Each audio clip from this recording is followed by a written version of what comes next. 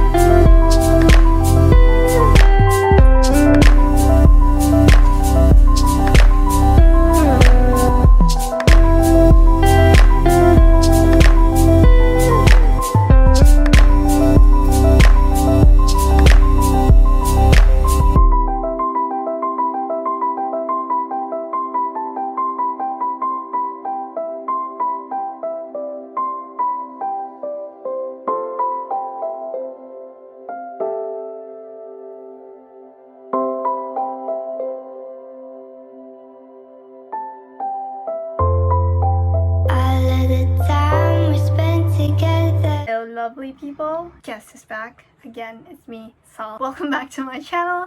I know I've been quite gone for a while, but for today's video, I will be showing you all the books that I bought recently.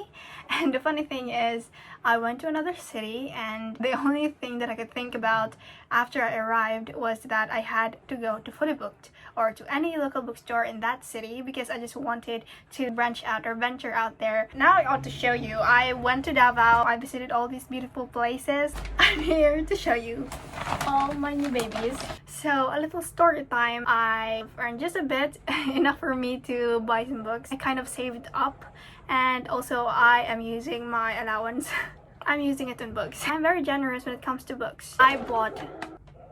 The dogs are very noisy. I have 9 books to show you today and I'm so excited to tell you about them. So this is the first one. This is Xoxo, Hugs and Kisses. I grabbed this because of its pretty cover. Most of us will say that don't judge a book by its cover, but this one, just look at that pretty thing. The dust jacket is right here and the book is right here and they're all gorgeous.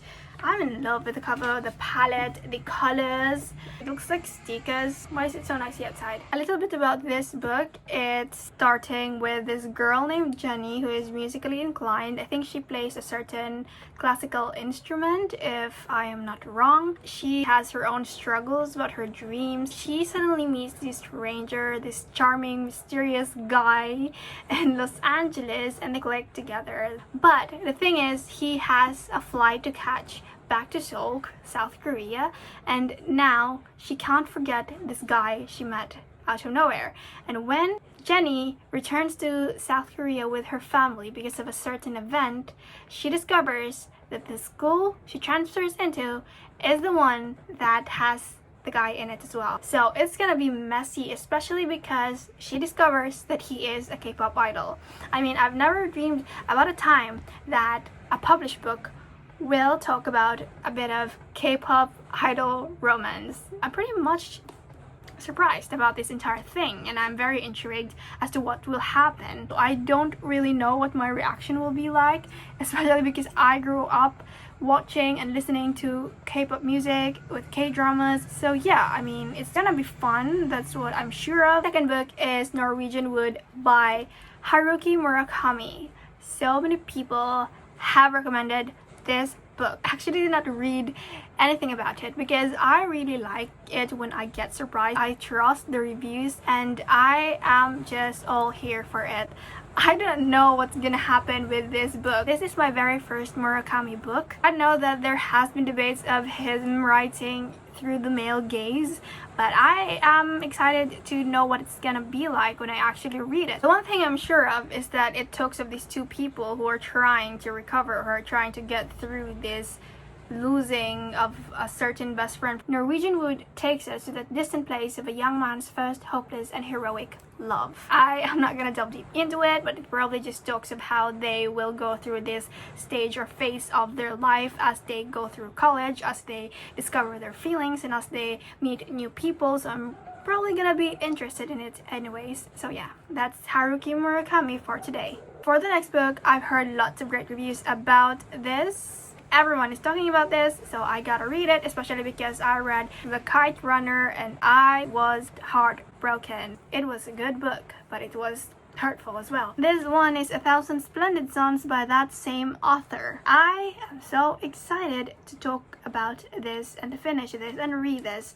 because some people are saying that this is an even better book than the other one that I read. This is going to probably break my heart as well. This author's take on Afghanistan's lens has allowed me to be more perceptive and be more aware of what's happening in that place and of what people are suffering with, especially because I study international studies. What I'm getting from this entire thing is that it's gonna talk about this certain woman's life. Her name is Mariam. She reaches 15, she's gonna be married to this certain person, and 2 decades later, she befriends this teenager and they develop a bond between them, and a certain atrocity happens and chaos begins and everything just unfolds.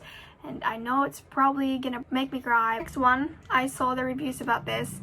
I don't know what it's about. It's 1984 by George Orwell. I buy books because of the cover, the theme, and the message that it gives out. Winston Smith is the character that we're gonna be tackling in this book, and I know that I'm just gonna be mind blown by this author and this book entirely, and I'm probably gonna talk about it and make it my entire personality for a whole week. The next one is pretty much just vibes, not a lot of plot, but just literal vibes. Convenience Store Woman by Sayaka Murata. I hope I'm not saying it wrong, but I have seen great reviews about this book, and I know that a lot of people love it, and I know that I'm gonna love it as well, but it totally just talks about this certain life of a woman, how this ordinariness could be described in this woman's life. She's 36 years old, she's never had a boyfriend, and she's been working in the same convenience store for 18 years.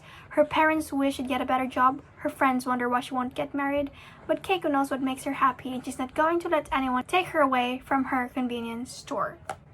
Japanese authors have this certain way of telling a story, and it just unfolds you to a certain perspective or a different way of looking at the world, of looking at the ordinariness of life. The next book is Suchafunage by Kylie Reed. I know it's still in this wrapper, like a cellophane or something. I didn't want to remove it yet because I'm not gonna be reading it for a few more days. I still have been reading Sense and Sensibility by Jane Austen. But anyways, I know that this talks of looking at things through different parts of life and how a teenager or this certain character can be put into a situation, and you just get to look at how people will handle things according to how they were brought up, according to what they think is right, how there can be two sides of the story and we can look at both of them. So it's probably gonna blow my mind. When Amira Tucker is apprehended at a local high-end supermarket for kidnapping the white child she's babysitting, so there's this couple who hires Amira Tucker to take care of their baby, and through a certain favor, the mother asks Amira Tucker to just take her away for some time because there's something that they're dealing with, and then it turns into a misunderstanding. The next one is Cersei by Madeline Miller. I was heartbroken by The Song of Achilles. I know that's gonna be another retelling, and I know it's gonna be great because I've seen reviews of people talking about how there were things that they didn't like in The Song of Achilles, but there were things that they liked in Cersei that was executed a bit better. But I do know that The Song of Achilles is also a masterpiece, and this one is also a masterpiece. They're entirely different things, but they contribute to Greek mythology all in all, because Madeline Miller is such a great writer. She writes so beautifully.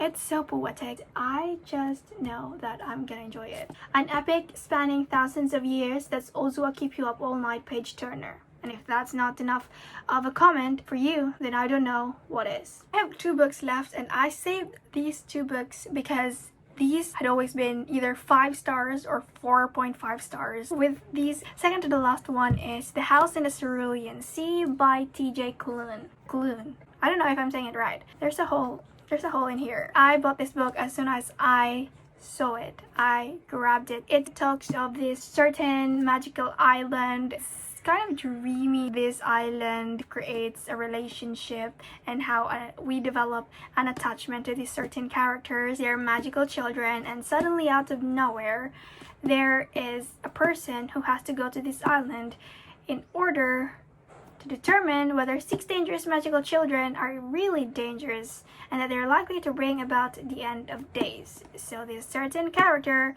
now discovers if these magical children can really destroy or destruct something about the world. I know that there has been issues with the author's background in making this. I'm still gonna read it and I'm gonna do a research about it so that I'm gonna be aware as to how this wraps up. Last book, one of my contender for the best books of 2022. I am so into magic, I am so into fantasy, and it is The Starless Sea by Erin Morgenstein.